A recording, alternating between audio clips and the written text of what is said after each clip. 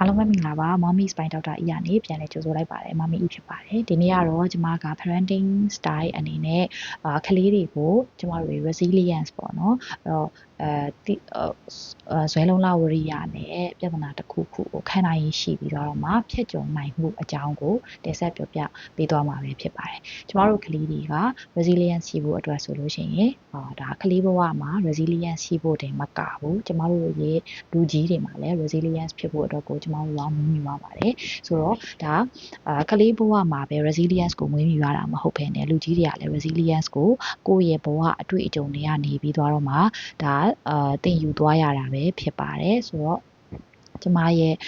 အကြောင်းကနေပြီးတော့မှစမယ်ဆိုလို့ရှိရင်ကျမအတွက်ကိုပေါ့နော်ဒီကြောင်းတက်တဲ့တခြားပေါ့ဘွဲရတဲ့အထီဆိုလို့ရှိရင်ကျမတို့အရင်ခက်ခဲတဲ့အလုပ်တွေလုပ်ခဲ့ရတာမျိုးအရင်ကြီးမရှိဘူးပေါ့နော်အဲ့တော့ဆိုတဲ့အချိန်မှာကျမကဒါကြောင်းပြီးသွားတဲ့အချိန်မှာဆိုလို့ရှိရင်ကျမဟောက်စာခြင်းဆင်းတဲ့အချိန်မှာဆိုလို့ရှိရင်အခက်အခဲအများကြီးကြုံတွေ့ရတယ်အခက်အခဲအများကြီးကိုလည်းဒါသိခံပြီးတော့မှဖြတ်တန်းခဲ့ရတယ်ဖြတ်တန်းခဲ့တဲ့အချိန်မှာဆိုလို့ရှိရင်ကျမစိတ်ပြက်အားငယ်တာတွေအများကြီးကြုံနေပေါ့နော်အဲ့ဒီအချိန်မှာအဲ့တော့ဒီစိတ်ပြက်အားငယ်မှုတွေကဘာမှမဟုတ်ဘူးဆိုပြီးတော့မှလစ်လူရှုခဲ့တဲ့ပုံစံမျိုးတွေဒါမိဘတွေစီကနေပြီးတော့မှမြင်ခဲ့ကြခဲ့တာမျိုးရှိရပေါ့နော်တကယ်ကတော့တကယ်ကိုဘာလဲဆိုစိတ်ပြက်အားငယ်မှုတွေနဲ့အတူပေါ့နော်ကိုယ့်ရဲ့ဘေးနားမှာအဖော်တယောက်ကိုယ့်ကိုနားထောင်ပေးမဲ့လူတယောက်ရှိရဲဆိုလို့ရှိရင်အဲ့ဒီစိတ်ပြက်အားငယ်မှုရဲ့တဲ့ 100% ကနေပြီးတော့မှတဝက်လောက်ထိကိုရှော့ချပေးနိုင်စွမ်းရှိပါတယ်ဆိုတာကလည်းအရေးကြီးရပေါ့နော်ဆိုတော့ကျမတို့တွေ parenting လုပ်တဲ့အချိန်မှာကလေးလေးတွေစိတ်ပြက်အားငယ်တဲ့အချိန်တွေ lose ပေါ့ဆုံးရှုံးသွားတဲ့ခံစားချက်တွေရှိနေခဲ့မယ်ရှိနေခဲ့တဲ့အခါမှာဆိုလို့ရှိရင်ကိုကဘေးနားကနေပြီးတော့မှအမြဲတမ်းရက်တည်ပေးရဲ့မိဘတယောက်အနေနဲ့အမြဲတမ်းအဖော်လုပ်ပေးနိုင်တဲ့မိဘတယောက်အနေနဲ့နေပေးဖို့အတွက်ဒါလိုအပ်တယ်ဆိုတာကိုပထမအောင်ဆုံးသူကပြောထားတယ်အဓိကဘာမှကူညီပေးတာမျိုးမဟုတ်ဘဲနဲ့ကိုချင်းစာတရားနဲ့သူ့ရဲ့ခံစားချက်ကိုနားလည်ပေးတာကိုကတေချာလေး 100% စိတ်ဝင်စားပြီးတော့မှနားထောင်ပေးတာပေါ့နော်ဒီလိုမျိုးနားထောင်ပေးရုံနဲ့တင်သူတို့ကိုနားလည်ပေးလိုက်ရုံနဲ့တင်သူတို့ခံစားရတဲ့စိတ်ပြတ်မှုကို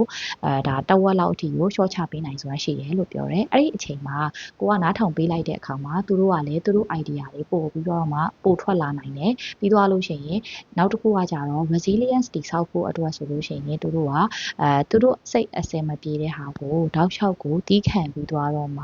ဒီအစင်မပြေမှုတွေကိုဒါဖြတ်ကျော်ပြီးသွားတော့မှသူတို့ကနေရာတစ်ခုကိုရောက်နေဆိုတာကိုသူတို့က learning လုပ်နေတဲ့အချိန်ကာလဖြစ်ပါတယ်ဆိုတော့ကျမတို့စိတ်ပြအားငယ်တဲ့အချိန်ဒီမှာဆိုလို့ရှိရင်ကိုကဒါကိုအခွင့်ကောင်းယူပြီးတော့မှဒီဟာကိုသူတို့စိတ်ပြအားငယ်နေဆိုတာကိုကိုချင်းစာတရားထားလိုက်မယ်ပြီးသွားလို့ရှိရင်သူတို့လုံနိုင်နေဆိုတဲ့ဟာကိုတဆင့်ချင်းစီကိုကနီးပေးလမ်းပြ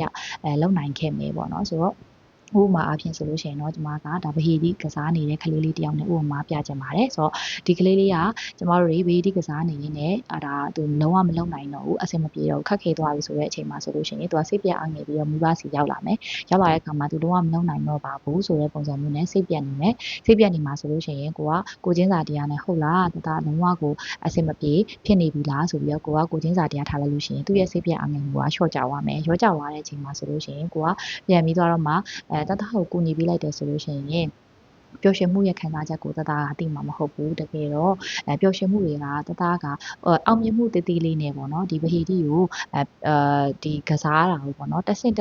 နဲ့ကစားပြီးတော့မှအောင်မြင်သွားတဲ့ feeling ကအရန်ကိုပျော်စရာကောင်းနေဆိုတာကိုသူ့အရင်ဆုံးပြောပြမယ်ပြောပြပြီးသွားတဲ့အခါမှာဆိုလို့ရှိရင်ဒါကိုကနေပြီးသွားတော့မှဒါတဆင့်ချင်းစီကိုသူ့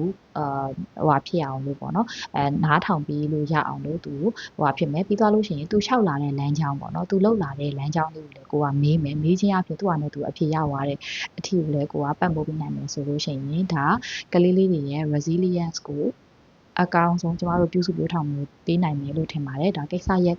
်တိုင်းမှာကျမတို့ကအမြဲတမ်း active listening ပေါ့နော်အမြဲတမ်းကျမတို့ကတေချာလေး passive listening လို့ပဲပြောရမယ်ထင်တယ်တေချာလေးအာရုံစိုက်ပြီးတော့မှနားထောင်မယ်နားထောင်ပြီးသွားတဲ့အခါမှာကိုချင်းစာတရားထားမယ်ပြီးသွားလို့ရှိရင်ဒါသူတို့နဲ့အတူ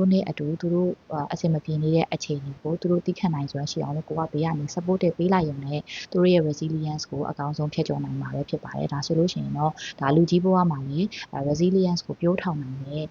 ကောင်းမွန်စွာပြောထောင်နိုင်ပြီးတော့မှအောင်မြင်တဲ့လူကြီးတွေဖြစ်လာနိုင်မယ်လို့ယုံကြည်ပါတယ်ဆိုတော့ resilience နဲ့ပတ်သက်ပြီးတော့မှဒီနေ့ဆွေးနွေးတင်ပြပေးသွားတာပဲဖြစ်ပါတယ်အားလုံးပဲကျေးဇူးတင်ပါတယ်နောက်နေ့မှာပြန်လည်တွေ့ရှိကြမယ်နော